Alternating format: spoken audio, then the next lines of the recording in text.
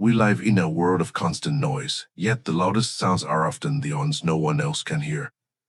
It is the ceaseless chatter of the mind, a narrative voice that narrates our lives but rarely allows us to live them. We stand in the shower, but we are in a barroom meeting. We sit at dinner, but we are replaying a conversation from yesterday. This is the great paradox of the modern condition. We are everywhere but here. Now, let us explore the profound wisdom found not in adding more, but in letting go. To understand the mechanics of our own use, we must first turn our attention to this phenomenon of the inner commentator. It is the most familiar aspect of our existence, yet it remains the most unexamined. From the moment we wake until the moment sleep claims us, there is a stream of symbols, words, and judgments running parallel to reality. We do not simply see a tree, the mind immediately interjects with, "That is an oak, it looks old, I wonder if it will fall." We do not simply feel a cool breeze, the commentator remarks, "It is cold, I should have brought a jacket, but I'm always forgetting things." This process seems innocent enough, perhaps even necessary for survival. However, when we look closely, we discover that this layer of commentary effectively creates a screen between the perceiver and the world. We are no longer interacting with reality itself. We are interacting with our thoughts about reality. We are like diners in a restaurant who are so obsessed with reading the menu that they never actually taste the dinner. The menu is useful, certainly, but the menu is not the food. In the same way, our thoughts about the world are not the world. But the ego, that construct of self-identity we hold so dear, has forgotten this distinction. The ego is obsessed with the menu because the menu is controllable. The menu is made of words, concepts, and categories, all of which the mind can manipulate, sort, and judge. The dinner, the raw, unfolding experience of the present moment is messy, unpredictable, and uncontrollable. It simply is. And the ego, by its very nature, finds its nest terrifying. To the ego, an undefined moment is a threat. If something cannot be named, categorized, or judged, the ego does not know how to relate to it. Therefore, it frantically plasters label over everything it encounters. It turns the mystery of existence into a mundane checklist of known quantities. This is the genesis of what we call overthinking. Overthinking is not merely a bad habit or a sick of intelligence, it is a defense mechanism. It is the ego's attempt to freeze the flowing river of life into static blocks of ice that can be arranged and rearranged. When we overthink, we are essentially trying to solve the problem of the future by chewing on the data of the past. We believe that if we just run the simulation one more time, if we analyze the tone of voice, that email, the decision enough times, we will arrive at a conclusion that makes us pay. But consider the exhaustion of this state. It requires an immense amount of energy to maintain this secondary world. We are carrying the weight of a shadow universe. Every event must be processed, critiqued, filed away, or worried over. This is why we often feel tired even when we have done nothing physically strenuous. The mental fiction of constant commentary burns through our vitality.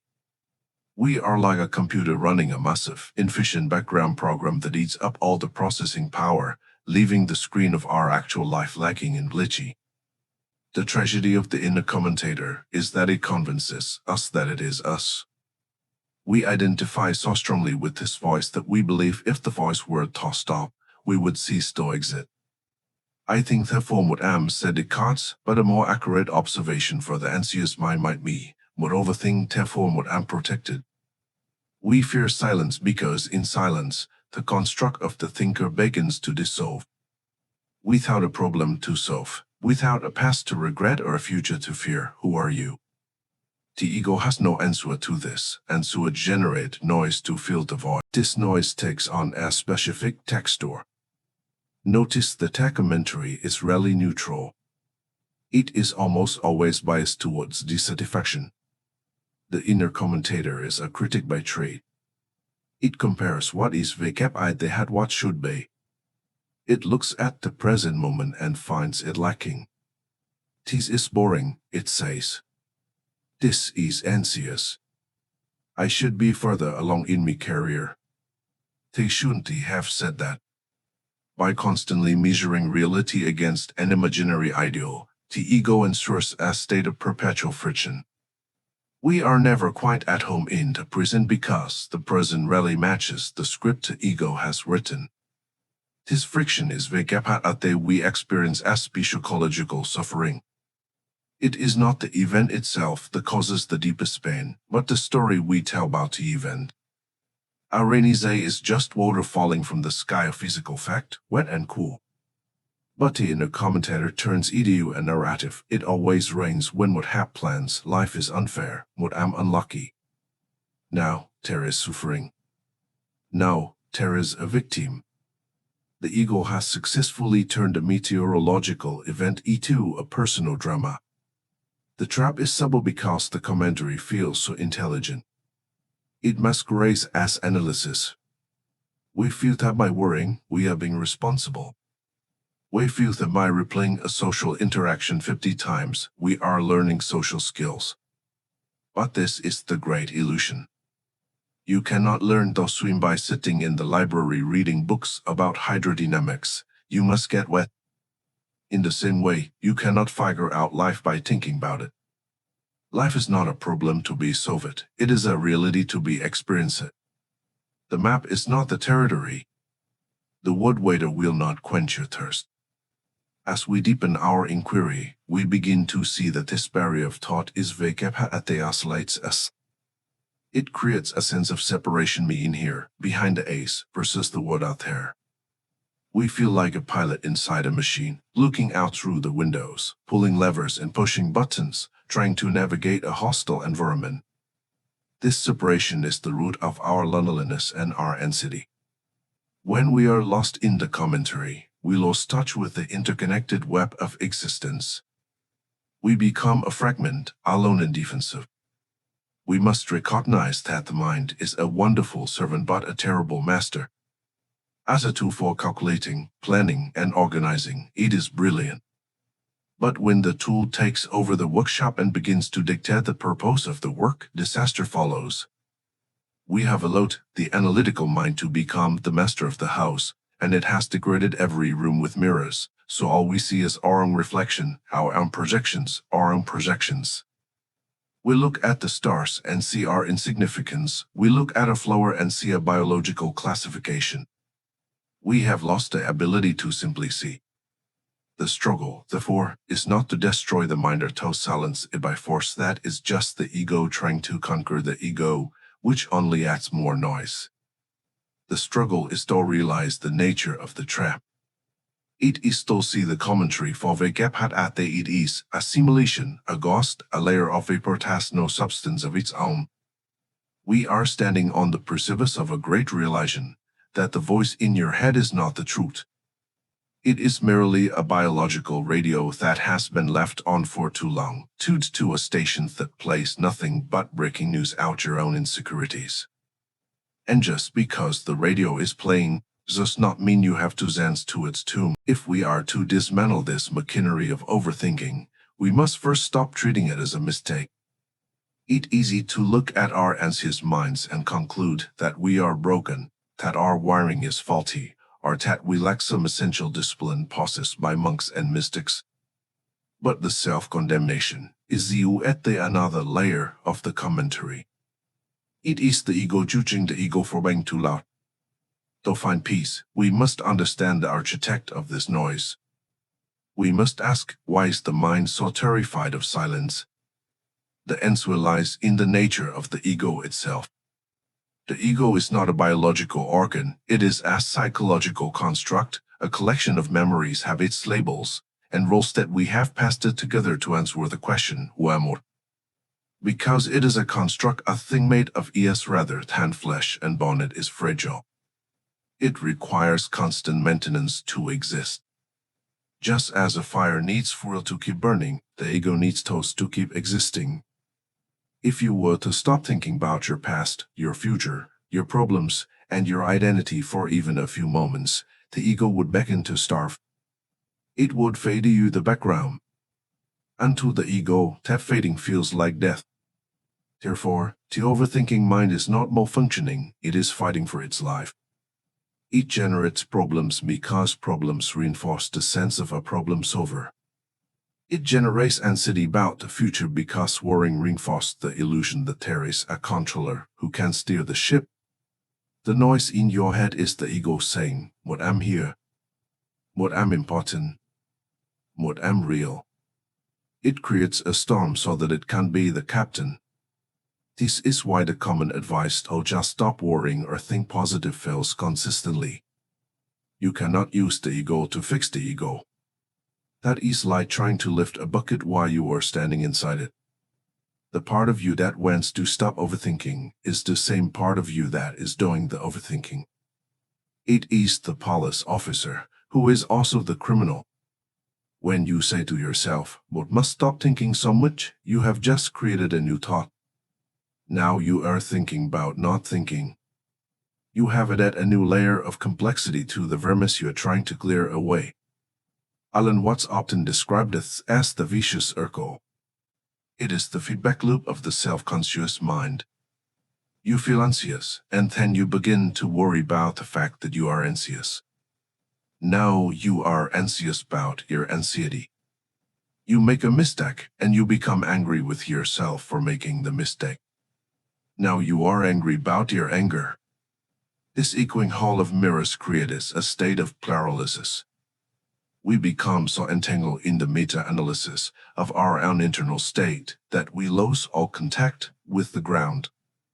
We are spinning in the void of our making, frantically trying to smooth out the raw waters of the mind with a flattering, unaware to the reactive free smoothing is what creates the turbulence. We must look deeper into what the ego is actually afraid of. We those it retreat into this fortress of words. It is because the ego is allergic to the unknown. The unknown is the realm of chaos, of potential, of life in its rawest form. But the ego wants security. It wants the solid ground of the known. Even if the known is painful, even if it is a memory of failure or a prediction of disaster, the ego prefers it to the uncertainty of the present moment. Unknown misery is safer to the ego than an unknown joy. So the mind pulls out of the now and drags us into time. Psychological time is the playground of the ego. It is built entirely of two phantom realms, the past and the future. The past is a collection of fossil memories that are dead and gone, yet the ego digs them up, rearranges them, and whiffs over them. The future is a fantasy, a projection of what-ifs that has never happened and may never happen. The ego spends almost all its energy oscillating between these two non-existent places. It regrets what was and fears what will be, completely ignoring what is. This obsession with time is the engine of anxiety. Anxiety is simply the gap between the now and the then. It is the vibration of a mind trying to be where it is not. You are sitting in a chair, but your mind is in a meeting that happens next Tuesday. You are lying in bed, but your mind is rewriting a conversation from 10 years ago. This dislocation splits your energy. You are not who. You are a ghost haunting your own timeline. But here is the great secret, the insight that the mentor whispers at the threshold of the trial. You are not the voice. You are the one who hears the voice. This distinction changes everything. If you can hear the commentary, if you can observe the anxiety, if you can watch the thoughts drift by like clouds across a sky, then you cannot be the thoughts. The observer is not the observer. The eye can see the hen, but the eye is not the hen. The ear can hear the bell, but the ear is not the bell. In the same way, that deep, silent presence within you, that awareness which knows you are thinking, is not the thinker. We often mistake the clouds for the sky. The clouds are the thoughts, the emotions, the neurotic loops of the ego. They are noisy, colorful, turbulent, and sometimes they cover the entire horizon. They can be dark and stormy, flashing with the lightning of anger or the thunder of panic. But the sky is unaffected by the clouds. The skies are not get wake up at the when it rains. The skies does not go at they burned by the sun. The sky simply is the vast, open space that allows the weather to happen. Your true nature is the sky. The overthinking mind is just the weather. The struggle we face is that we have become fascinated by the weather. We have spent our whole lives analyzing the clouds.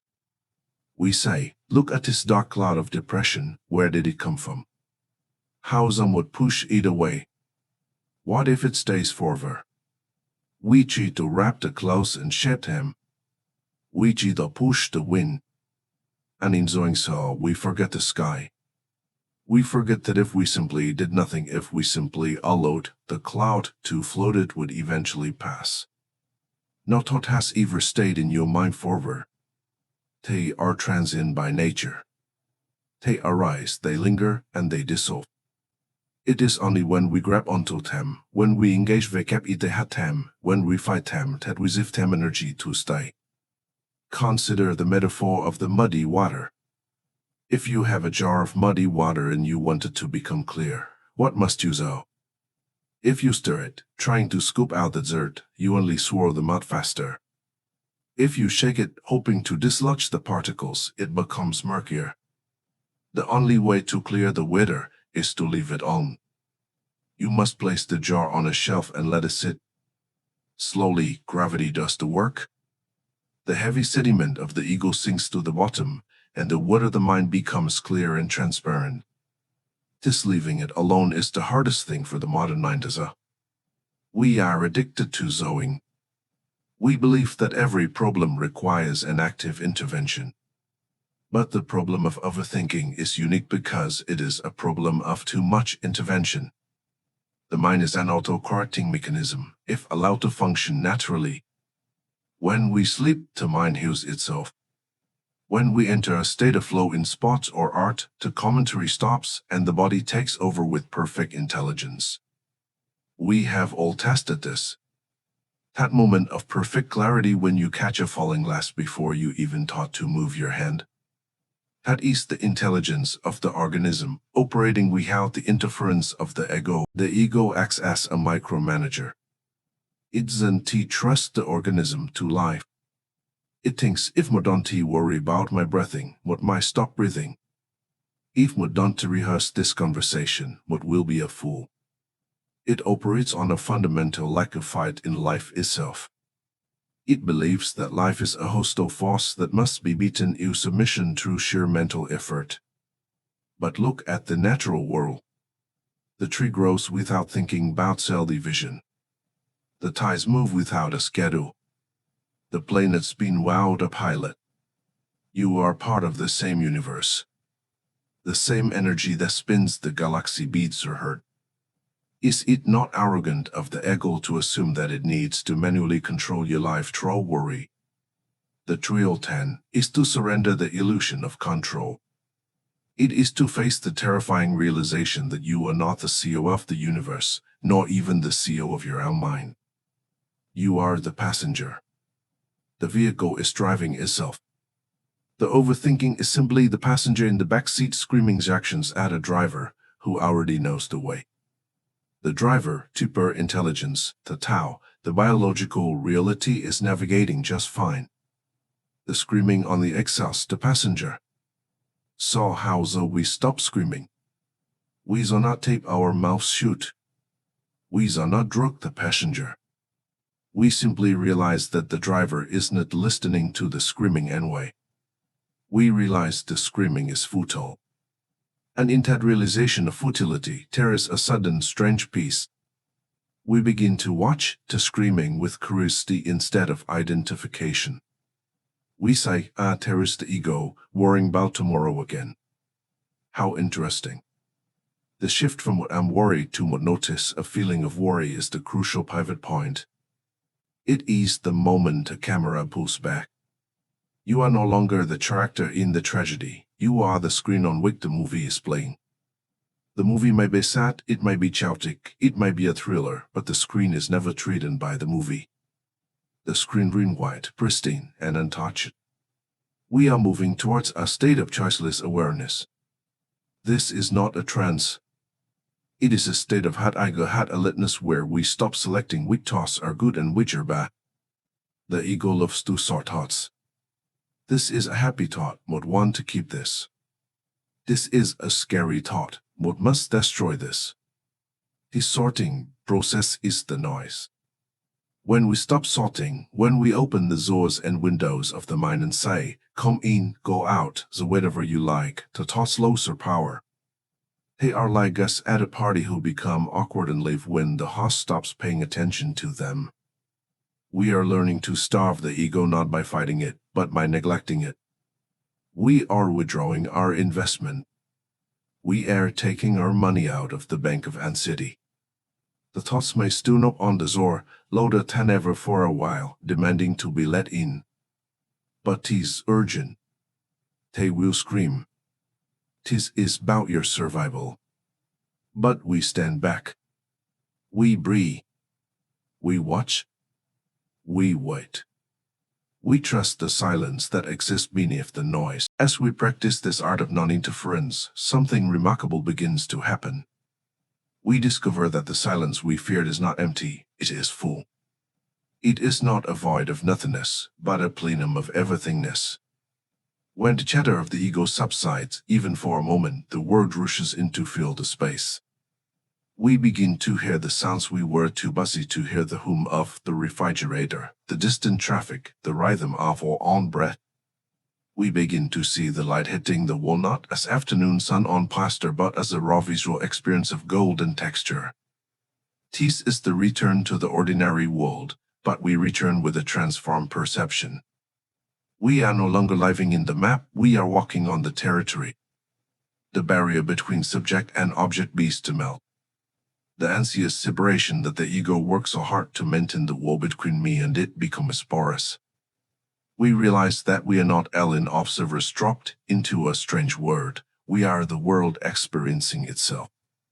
This brings us to the practical essence of our journey, how so we live this in the supermarket, to office, or the difficult conversation. We do not need to retreat to a cave. The practice is simpler and much more immediate. We practice the art of leaving the commentary behind.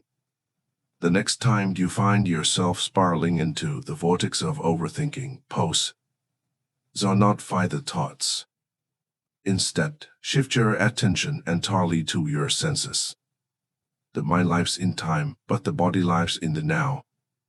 Your senses are the anchors that hold you in reality. Look at an object in front of you. A cup, a tree, a hand. The ego wants to label it. That is a coffee cup. It is dirty. Would need to wash it. Catch that label. Acknowledge it. And then drop it. Look at the object again, but this time, look without the word. See the curve of the ceramic. See the play of light and shadow. See the poor form. In Zen, this is called tatatya or suchness. It is seen the world before language cuts it up in pieces. When you saw these, the anxiety cannot sustain itself. Anxiety requires story to survive. It needs a me who is in anger and a future that is threatening. But in the poor sensation of sight, sound, or tough, there is no story. There is only this. There is only the immediate, vibrating reality of the present moment. By flooding your awareness with sensory data, you crowd out the narrative. You are too busy feeling the warmth of the tea to worry about the email you sent yesterday. This is not a distraction, it is a return to sanity. The ego will tell you that this is irresponsible, that you should be worrying. But we must realize that worry has never solved a single problem in the history of mankind. Action solves problems. Clear thinking solves problems. But worry is just the heat generated by a mind spinning its wheels in the mud. By stepping out of the worry into the senses, you actually become more effective. You see the situation clearly, without the fog of fear, and you can act with the precision of a surgeon rather than the frantic flailing of a drumming man. You will find that the ego does not despair. It is a stubborn creature. It will continue to offer its commentary. It will say, this is boring, or you are doing it wrong. But no, you treat ego like a radio playing in the background of a party. You hear it, but you are not listening to it. You are engaged in the conversation of life. You are dancing to the music of the present. The ultimate liberation comes when we realize that we don't need to be. The ego's greatest fear is being nobody. It wants to be the protagonist, the hero, the victim, anything but invisible. But there is a tremendous freedom in being nobody. When you are nobody, you have no image to protect. You have no reputation to defend. You can make a mistake, and it is just a mistake, not a fatal flaw in your character. You can be rejected, and it is just an event, not a judgment on your soul. In this state, we stop overthinking because there is nothing to think about. We are too busy simply being. We are like the bird on the wind or the fish in the stream moving, reading, living, without the burden of a narrator explaining why we are down the why the fright. We find that the intelligence of the universe flows through us when we stop binging the hose. So, let the thoughts come. Let them be wild. Let them be scary. Let them be loud. But stay as the sky. So not grab the clouds. Stay as the witness. Watch the show, enjoy the drama of the mind, but never forget that you are the theater in which it plays. You are the vast, silent, aware space that holds it all. And in that space, there is no fear. There is only the eternal, unfolding now. As we close this chapter, do not rush to your next task. Sit for a moment in the residue of these words. Notice the silence that follows the sound. Notice that you are here breathing aware and alive without having to make any effort to be so. The struggle to figure it all out is over, for there is nothing to figure out and everything to experience. You are exactly where you need to be.